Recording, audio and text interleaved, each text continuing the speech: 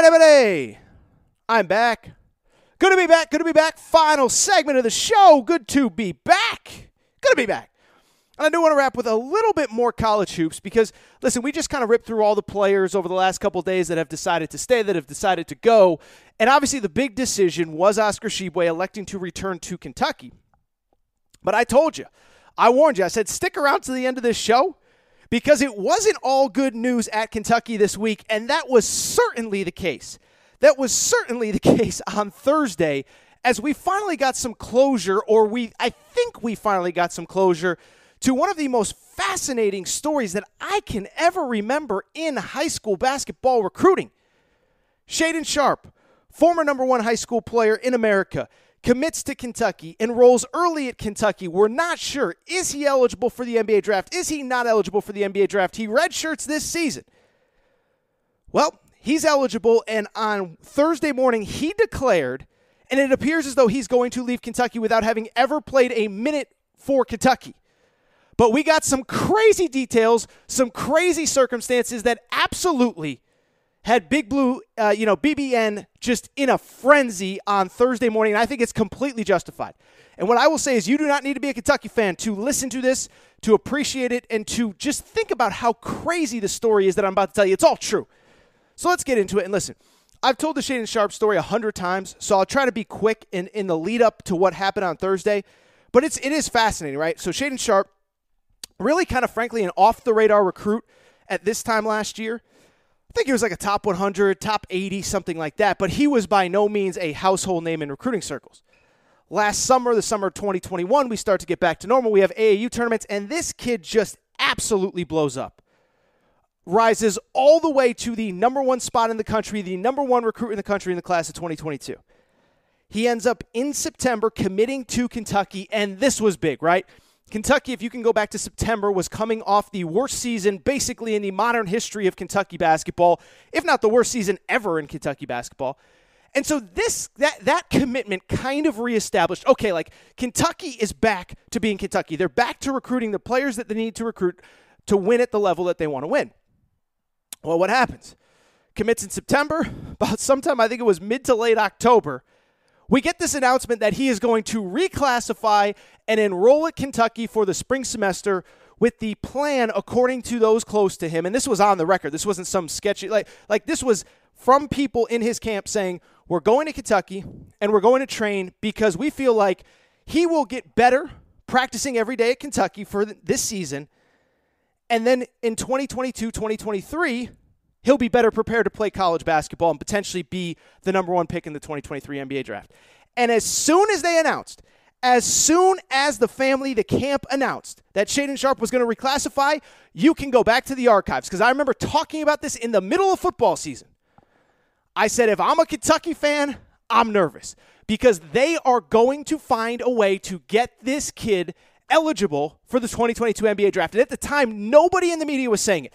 Everybody was saying that he was going to be considered a high school graduate in 2022, and because of it, he wouldn't be eligible for the 2022 NBA draft.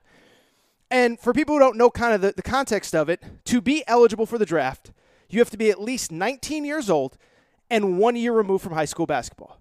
Well, Shaedon Sharpe turns 19 years old in the year 2022, and so what I said even then was, you do not make this decision to enroll at Kentucky if you are not going to try to find a way to get into the 2022 draft. And everybody in the media, I had people crushing me in the media. I said, look, just use common sense. It doesn't make sense for him to come to Kentucky if he's not going to try to get eligible for the draft.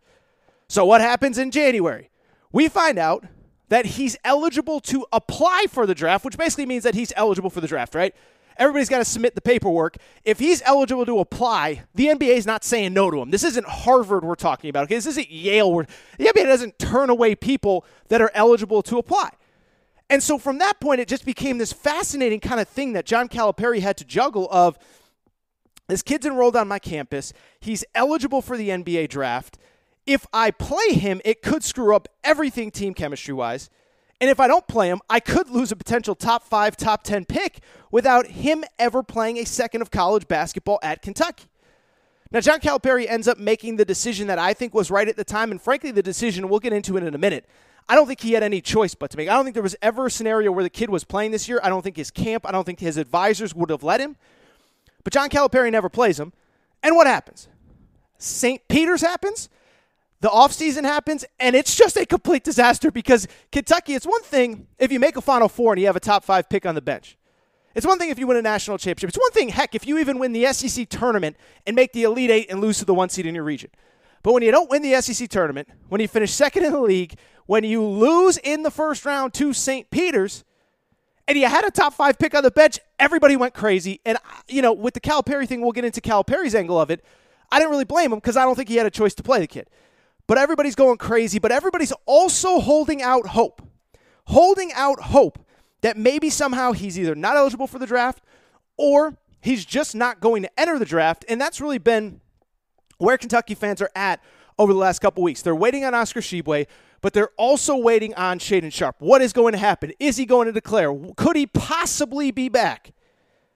Wednesday night, we had a report that he wasn't eligible for the draft again. So, Big Blue Madness, I'm at the Las Vegas Knights game in Vegas, and my phone's blowing up. DMs, Twitter, instant message, text. Are you seeing this Shaedon Sharpe report? Are you seeing this Shaedon Sharpe report? And I'm in my head like, why would the NBA not allow him to apply? It doesn't even make sense. Again, the NBA isn't Harvard. If you're 19 years old and you're 1 year removed from high school, they're going to let you in. And so finally on Thursday, we got the word that he is in fact eligible for the NBA draft, and he did in fact declare while leaving out the option of coming back for next season. With him declaring, I think he's officially gone. We'll get to that in a minute. But why I'm talking about this story again and why I'm making it an extended segment is for this. It's for the crazy details that came out on Thursday as it pertains to his NBA draft status. Because remember, for him to be eligible, he has to be 1 year removed from graduating high school. And so when he decided to reclassify, everyone kept saying, he's a 2022 kid. He's in the class of 2022. Didn't graduate in 2021. Well, what do we find out on Thursday morning? ESPN uncovers some document apparently that shows that he graduated in May of 2021, miraculously making him eligible for the 2022 NBA draft because, of course, he's eligible because he graduated in 2021. And so I'm not accusing anybody of anything, but if we just do some mental math, there's some really sketchy stuff that appears to be going on. Not accusing anyone of anything. But again, you got to be 19 and 1 year removed. Up until Thursday, there didn't appear to be any real definitive proof that he had actually was 1 year removed from high school basketball. And then all of a sudden a document shows up that says that he's graduated in May of 2021. Feels like something we could have seen a while ago. First of all, just the logic of it doesn't make sense. So he graduated in May of 2021, then goes and plays AAU basketball as a member of the class of 2022. This is, again, under the logic that he actually graduated in May of 2021. But he goes and plays AAU basketball as a member of the class of 2022, commits as a member of the class of 2022, and then here's the catch. What did I tell you? He committed to Kentucky in September. He decided to reclassify in October, showed up at Kentucky in January. You know what that means? He went back to the same high school this year.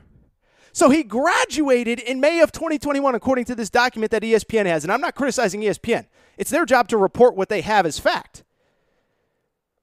But he graduated in May of 2021. Then he goes back to high school this year. It doesn't even make sense. I mean, even if it's a grad program, it doesn't make sense.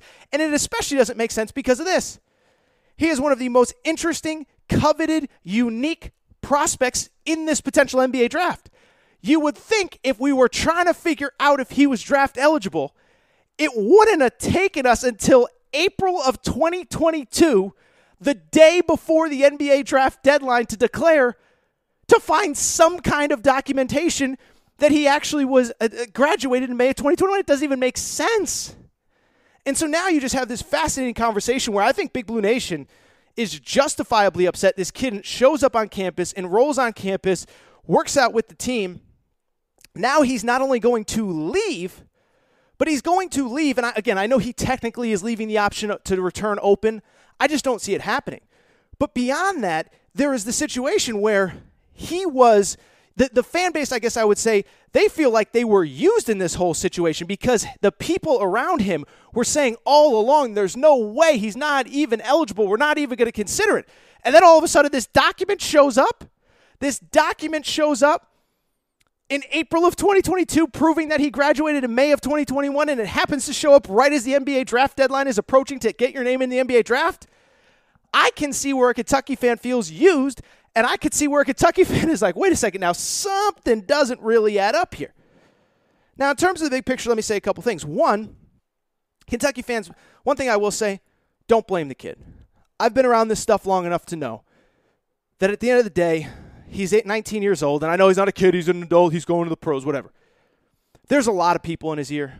There's a lot of adults making decisions for him, advising his family. I don't know who the primary person is. I know who the guy is that's been speaking on the family's behalf, but I don't know what agency's behind him. I don't know what whoever is behind him. But don't blame the kid.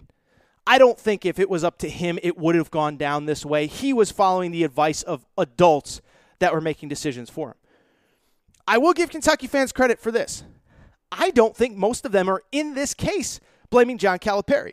Now, what I will say is I did a thing on Shaedon Sharpe on YouTube about maybe a month ago, no, 3 weeks ago. It was right after the season ended when John Calipari did his final media availability. And I did say I didn't like how Calipari handled it publicly. Once it became clear that he could apply for the draft, I always thought Calipari kept kind of sticking with the company line of he's going to lead us out of the tunnel in 2022, 2023, and we're going to build the entire team around him in 2022, 2023. And I do think from a PR perspective, Calipari handled it really poorly. And people said, well, if the family's saying that, what can you do? You'd call him a liar if you didn't. No. All you got to do is say, look, we have some new information that Shaedon is eligible for the NBA draft. And what we're going to do is we're going to sit back. We're going to let him evaluate his situation at the end of the year like we do all of our players. All 13 guys on our roster every year. We talk about what's best for them. Is it best to return to Kentucky? Is it best to go pro? Is it best to go overseas? Is it best to transfer? That's what we do with every player. So that's all Calipari had to say. He didn't have to say he's definitively coming back. He's definitively leading us out of the tunnel. But you can frame it in a way where you're not putting yourself in a situation where you're telling your fan base vocally that he is coming back. And so I understand the frustration of the fans there, but I also give the fans credit because I don't believe, I think they understand that Calipari in this case kind of got played. I don't know if he really got played, but he got backed into a corner. I think that's probably a better way to put it. He got put in a situation where there was no good thing for him to do. One, it's been widely reported, I don't know if Jack Pilgrim from Kentucky Sports Radio, I don't know if he's the first one to say it, but I know he said it this whole time, is that Shaedon Sharpe's people, the adults surrounding him, basically told Kentucky when they decided to reclassify, hey, look, we're going somewhere in January, and if it's not Kentucky, it's going to look really bad for you if it's somewhere else. So in other words, you don't really have a choice but to take us. We're not staying in high school basketball. You have to take us. And it kind of stinks, but Calipari was put in a no-win situation, right? Because if John Calipari says no, well, the kid could commit to another school. The kid could go to the G League. And then what happens there is you had the number one player committed and you lost him. But then two, beyond that, what I would also say is once he got to campus, I don't believe this kid was ever playing. And there was this whole big public back and forth. We're waiting, we're seeing, we're this, we're that. He's practicing, but he's not ready. And to me, it was never about that. And I've said this in everything that I've done with Shaedon Sharpe. I've talked about this. I said point blank, I was like, I don't think he's playing because I don't think the adults in his life, whether it is, again, an agent, AAU person, whatever, is going to let him. Because if he plays and he doesn't play well, all it's going to do is hurt his draft stock. So right now, number one high school recruit in the class of 2022, potential top 10 pick, he has nothing to gain by playing. And I don't believe that Calipari that he was ever going to be allowed to play. And I think Calipari had to take a lot of public bullets for his team. Now, people are like, why would Calipari do that? Well, it's pretty simple. The guy who's handling them, whether it's a AAU coach, agent, whatever, that guy might have more players down the road. And you can't burn bridges with this guy by calling him a liar publicly or doing this or doing that. So I do blame Calipari for some of the PR stuff, but I do think he was put into an impossible situation. But the last thing I would say, I hope fans learn this, okay? Whether it's a Kentucky fan, a UCLA fan, anybody, if you recruit really good players, pay attention to this last lesson. When a high school coach or an AAU coach or a parent or a handler, if they tell you something, never take it at face value. This is not a criticism of the entire industry, but I've been doing this a long time. I sat in LeVar Ball's kitchen before anybody knew who LeVar Ball was, and I actually like LeVar. I think LeVar is actually one of the good ones, and I've talked about that on this show. Because LeVar will look you in the face and tell you exactly how it's going to go down. Yeah, my kid's going to UCLA for 1 year. We got a clothing brand ready to go, and we're going to rock out. And we're going to compete for a national championship. That's exactly what happened. But I've been doing this long enough where people will tell you whatever you want to hear in that moment to make you happy. And so, of course, it never made sense for Shaedon Sharpe's camp to say, yeah, we're going to try to sneak our way into the NBA draft because that's what's best for us. Because one, if you do that, then everybody turns on you. But two, what happens if you're not good enough? What happens if you're not ready? What happens if the draft prospects aren't what you expect them to be? And so it always made sense for them to say publicly, yeah, trust me, we're committed to Kentucky forever. And it's like, yeah, until the dollar bills show up. And so to me, that's the biggest piece of advice. If there's money to be made, just follow the money. It's the most basic principle in life, right? We've all heard that. Just follow the money. And that's all you had to do in this case. Once he decided to reclassify, there was never a scenario where it made sense for him to spend a year and a half at Kentucky when we're talking about a top 5 to top 10 pick. No, he may have not been eligible that second, but he was 19 years old, and they were always going to try and find a way. And guess what? The next prospect, whether it's a kid that's committed to Kentucky or, again, UCLA or Tennessee or Louisville or Memphis, if there's a way to fast track, if there's a way to skip steps to get to that money, they're always going to try to do that. Do not be fooled. But I do feel bad for Kentucky fans. And I feel bad in some ways for this kid. And I know that's going to be unpopular on Kentucky social media. This kid had nothing to do with it. This was the adults in his life. But you talk about just a sketchy situation. How about that? How about,